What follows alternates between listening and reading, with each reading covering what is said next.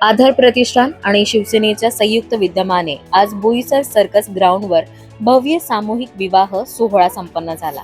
राज्याचे परिवहन मंत्री प्रताप सरनाईक यांच्या प्रमुख उपस्थितीत 150 आर्थिक दुर्बल जोडप्यांचा विवाह सोहळा पार पडला असून यावेळी प्रताप सरनाईक यांनी सर्व नवदाम्पत्यांना शुभ आशीर्वाद दिले।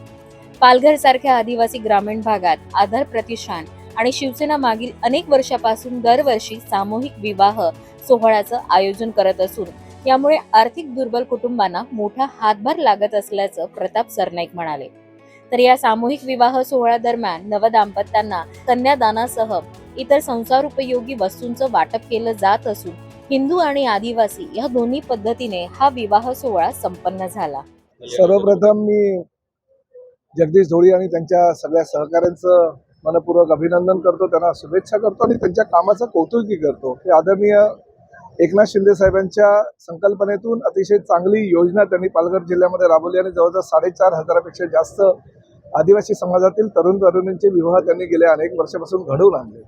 आज शिंदे साहेबांना ह्या कार्यक्रमाला उपस्थित राहायचं होतं, परंतु मुख्यमंत्र्यांनी बोलवलेल्या बैठकीला ते त्या ठिकाणी असल्या कारणाने येऊ शकले नाही, म्हणून त्यांनी शुभेच्छा फोनवरून सगळ्या जनतेला दिलेल्या आहेत। त्यामुळे त्यांच्या मनातल्या भावना सुद्धा काय आहे आदिवासी समाजातल्या ह्या अशा अतिशय चांगल्या उपक्रमाबद्दल हे सुद्धा आपल्या सगळ्यांना कळलेलं आहे। आणि प्रामुख्यानं जगदीश ढोळी असू द्या किंवा शिवसेनेचे आमचे सगळे सहकारी असू द्या, या जिल्ह्याचे आमचे नेते जे संपर्क प्रमुख म्हणून काम गेल्या अनेक वर्षापासून करतायत ते रवींद्र फाटक आहेत, आमचे जे पालघर जिल्ह्याचे आपल्या सगळ्यांचे लाडके गावित साहेब आमदार म्हणून काम करतायत ते, आणि सगळे आमचे जिल्हा प्रमुख अतिशय चांगल्या प्रकारचं काम करत असताना असंच समाजसेवेचं व्रत सगळ्यांनी हाती घेतलेलं आहे।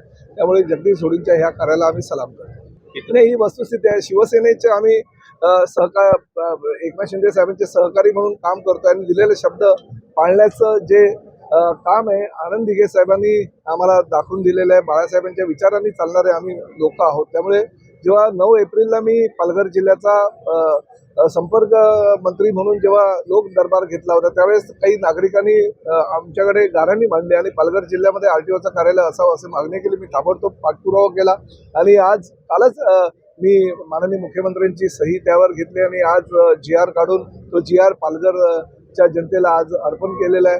आणि एवढंच करून मी थांबलो नाही, तर पुढेही मी माझ्या सगळ्या RTOच्या अधिकाऱ्यांना सांगितलंय की आता GR आलाय म्हणून थांबू नका, पुढे आचारसंहिता ह्या निवडणुकांच्या माध्यमातून लागणार आहे। तर तत्पूर्वी म्हणजे पालघर जिल्ह्याची निर्मिती 1 ऑगस्ट रोजी झाली, त्याच दिवशी जर पालघर जिल्ह्याच्या RTOचं भूमिपूजन आपण करू शकलो तर त्या माध्यमातून तुम्ही तयारी करा आणि तशा प्रकारची 70 दिवसाचा अवधी मी ह्या आमच्या अधिकाऱ्यांना दिलेला आहे। निश्चितपणे लवकरात लवकर त्या इमारतीचं सुद्धा आम्ही भूमिपूजन करू आणि लवकरात लवकर ती इमारत कशी पूर्ण होईल याची सुद्धा आम्ही दक्षता घेऊ। आजच्या सामुदायिक विवाह सोहळ्यांमध्ये 151 वधूवरांचा आपण लग्न सोहळा ठेवला होता। प्रामुख्याने 151च्या ठिकाणी 175 वधूवरांनी या ठिकाणी सामुदायिक विवाहामध्ये लग्न लावून घेतलेलं आहे। या सामुदायिक विवाहाची वैशिष्ट्यता ही आहे की मागचे 8 महिने या जिल्ह्यातला आदिवासी हा इतर राज्यामध्ये इतर शहरांमध्ये कामधंद्याच्या निमित्ताने रोजगाराच्या निमित्ताने गेलेला असतो आणि मेच्या पहिल्या आठवड्यामध्ये तो घराकडे येत असतो। आल्यानंतर घरातल्या जी तरुण वयात आलेली मुलं मुली असतात त्यांची लग्न करण्याचा त्यांचा प्रयत्न असतो आणि त्यावर जो कमवून आणलेला पैसा असतो तो खर्च केला जातो आणि तोच नेमका पैसा त्यांचा वाचावा या उद्देशाने आपण या मे महिन्यामध्ये लग्न लावत असतो। मी आपल्या समक्ष एका अज्ञात व्यक्ती नाही म्हणता येणार, पण त्यांचा आभार मानलं पाहिजे। रात्री आम्ही घाबरलो होतो की वरून पाऊस पडेल, पण रात्र आणि दिवस आपण बघतायत या बोईसरच्या आजूबाजूला धो पाऊस पडतोय, बोईसरला पाऊस पडत नाही। म्हणजे हा सामुदायिक विवाह सोहळा यशस्वीपणे पार पाडावा यासाठीच त्यांनी आम्हाला आणि सर्व वधूवरांना या ठिकाणी आशीर्वाद दिलेला आहे। या विवाह सोहळ्याचं वैशिष्ट्य आणखीन असं म्हणता येईल, या विवाह सोहळ्यांमध्ये लग्न लावणाऱ्या वधूवरांना मनात किंचितही असं वाटू नये की मी गरीब आहे, मी आदिवासी आहे आणि म्हणून माझं साधेपणाने लग्न लावलं जाते आणि त्याच्या मनातली ती भावना दूर व्हावी आणि म्हणून या ठिकाणी इतक्या मोठ्या प्रमाणामध्ये मंडप सजवून